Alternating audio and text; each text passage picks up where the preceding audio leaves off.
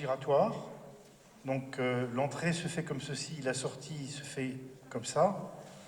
Les toilettes sont au fond. On vous demandera simplement de refermer la porte une fois que vous êtes revenu. C'est une question de lumière. Hermé vous a donné des documents. Il faut bien les remplir et on va passer avec un plateau pour les récolter. Il y aura une pause et donc la sortie pour la pause se fera par cette porte-là. Et on vous demande de rentrer et de faire le tour pour rentrer dans la salle. D'accord? Voilà, je pense que je n'ai rien oublié. Luc, c'est à toi. Ah oui, éteins des GSM, bien. Merci Jean-Philippe. Alors, bonsoir à toute la salle, tous ceux qui sont venus, qui sont intéressés. Et je m'appelle Luc Debry. Et si Open Dialogue, je vous raconterai un peu plus tard. Nous sommes ici ce soir un peu grâce à l'organisation du CRESAM, qui est l'organisation derrière la Semaine de la santé mentale. Et nous sommes donc une action locale au Brabant Wallon. Et nous avons le plaisir et l'honneur d'avoir Madame Christiane Bontemps, qui est la directrice du CRESAM, si elle veut bien venir dire quelques mots.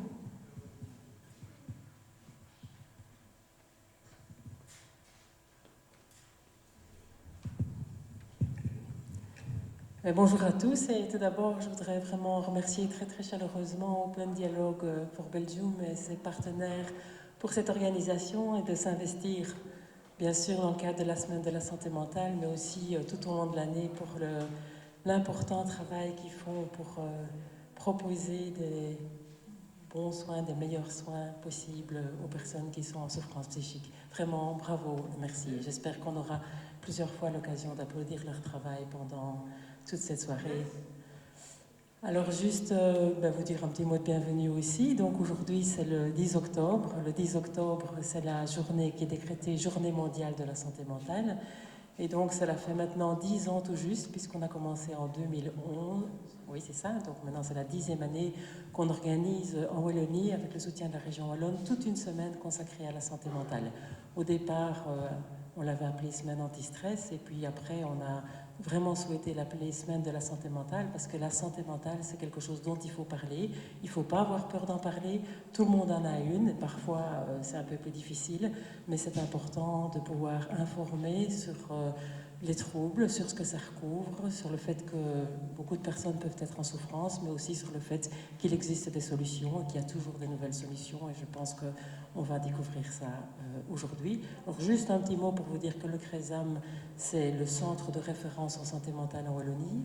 On est un organisme qui propose un appui à tous les acteurs de santé mentale, donc professionnels, usagers et familles.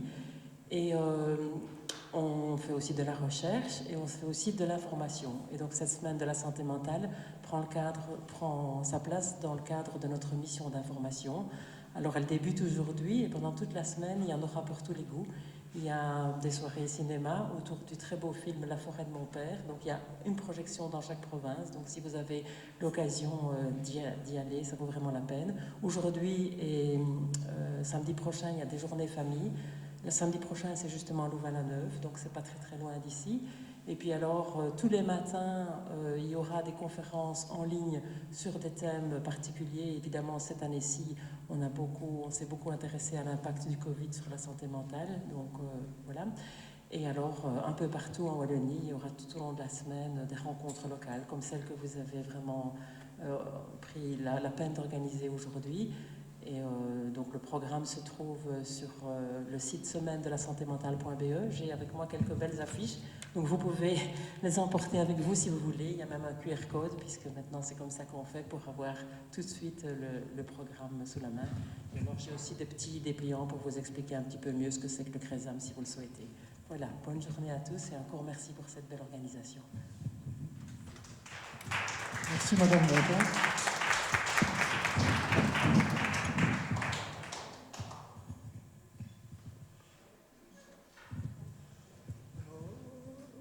Nous voulons aussi remercier le docteur Hugo Rambey qui va arriver plus tard parce qu'il connaît déjà le film.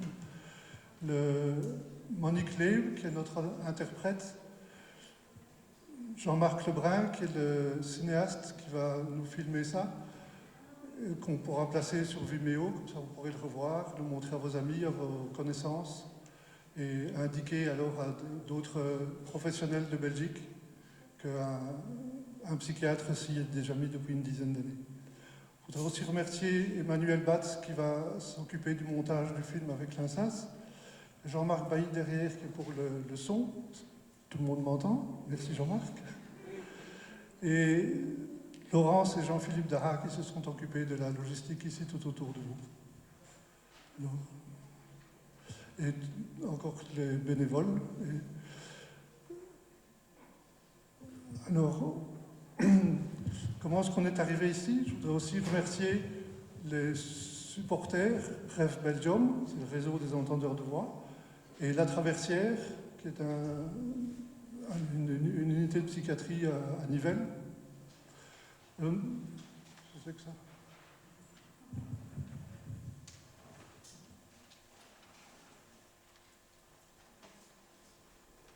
Annie? Ah voilà. Mais il faudrait mettre. Ah. Non mais il faudrait l'avoir.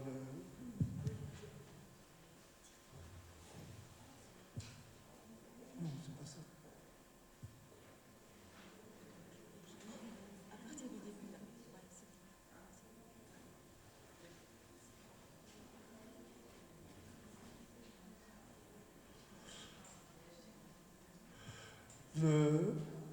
J'ai entendu parler pour la première fois d'Open Dialogue en mai 2013. Le faire venir en Belgique, diffuser autour de nous, d'abord aider mon fils à s'en sortir. Et alors c'est en 2018 que j'ai fait connaissance d'Alizaris, d'Evelyne, et de là on est parti. Et le groupe a grandi, aujourd'hui nous sommes une petite centaine. On a d'abord commencé par une association de fêtes qu'on a appelée OD4B, c'est Open Dialogue for Belgium, et récemment on est passé au statut de ASBL. Comme le groupe grandit, on le fait de façon plus formelle alors. Alors voici l'équipe. De la droite vers la gauche, il y a Evelyne, Alizaris, Agnès, notre trésorière, Margrethe, notre secrétaire, Nick Putman, notre professeur, et moi-même, la Bourbon. C'est grâce à l'équipe que vous êtes ici ce soir.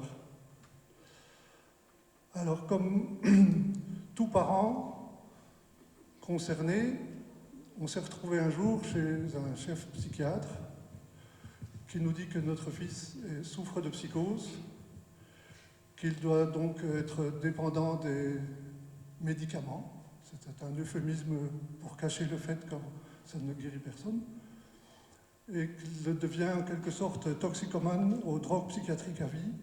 Il est aussi handicapé à vie et qu'il n'y a aucun espoir de guérison. Pour rentrer chez nous, il n'y a que 7 km entre l'hôpital psychiatrique et notre domicile. On pleurait tellement qu'il nous a fallu une demi-heure pour conduire. Je crois que vous connaissez tous ce jour-là. Horrible. Mais, chercheur scientifique que je suis, je n'ai pas voulu croire que c'est inguérissable. Et je sais que qui cherche trouve. Alors, quand on cherche et qu'on ne trouve pas, en recherche scientifique, après 1 an pour les expérimenter, 2 ans pour les débutants, on fait un demi-tour et on cherche dans l'autre direction.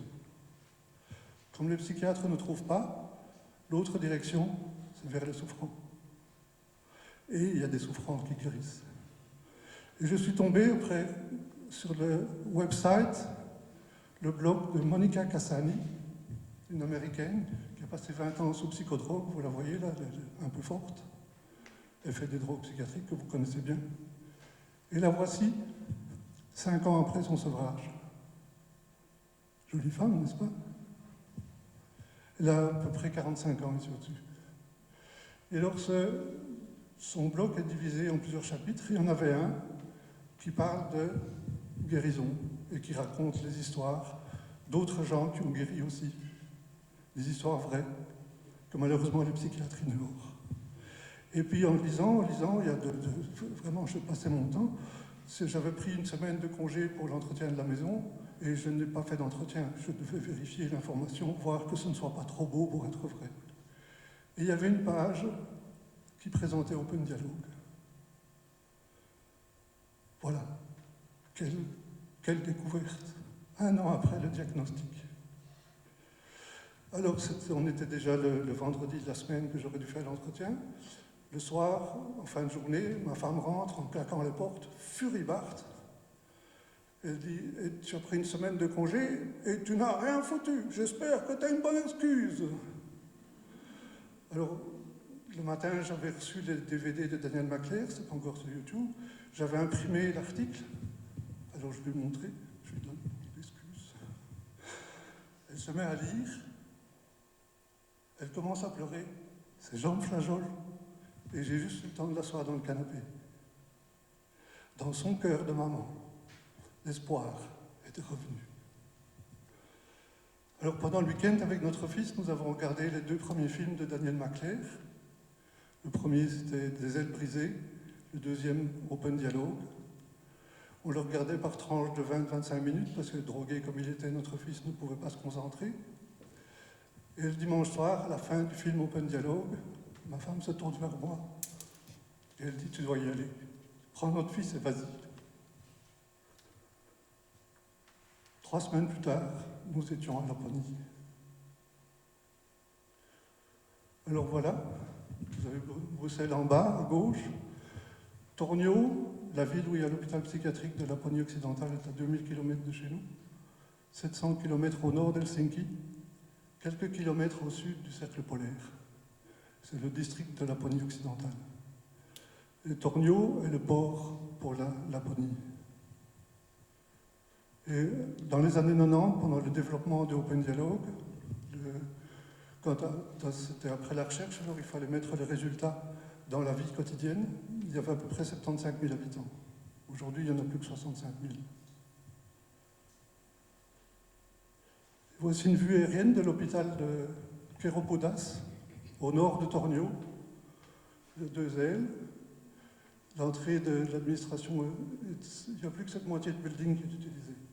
Le reste est vide. Alors le voici vu du sol. Un hôpital psychiatrique vide. Qu'est-ce que c'est beau.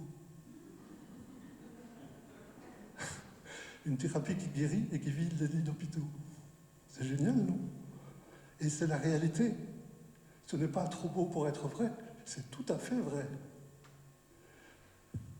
Alors on a dû attendre à peu près 3/4 d'heure pour que quelqu'un de l'équipe revienne. Et voici Timo Arianemi, que vous verrez dans le film. C'est un infirmier qui a suivi la formation Podelo. Et à côté, c'est mon fils. Vous voyez, il est tout drogué, pas fort d'allure. Alors ça peut vous paraître bizarre d'être en t-shirt, en sandales, mais là, à côté du cercle polaire, quand nous y étions en juin 2013, il faisait plus 35 degrés. Plus chaud qu'au Portugal, où se trouvait le psychiatre de mon fils. Il était en pleine tempête, plus 14 degrés. C'était notre douce revanche. Et à cette époque de l'année, il y a du soleil 24 heures sur 24. Plus qu'en Espagne. Alors voilà comment ça se passe, Open Dialogue. Ce n'est pas dans un hôpital, ce sont les équipes